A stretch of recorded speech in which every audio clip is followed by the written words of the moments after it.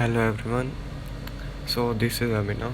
So from today we are starting Python 3 classes. So here is course content of Python 3. We are starting from basic level. In basic level we will learn about flow statements, loop, if else statement and other statements.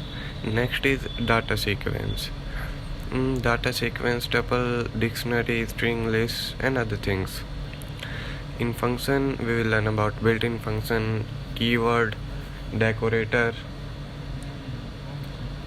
and next one we will learn how to open a file, how to create a file, number system,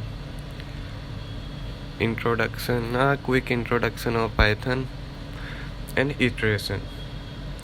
In advanced level we will learn about network programming, classes and interference, multi-threaded programming, CGI programming, SMTP server. In next part you will learn about GUI programming, HTML file, object oriented file, and this last one.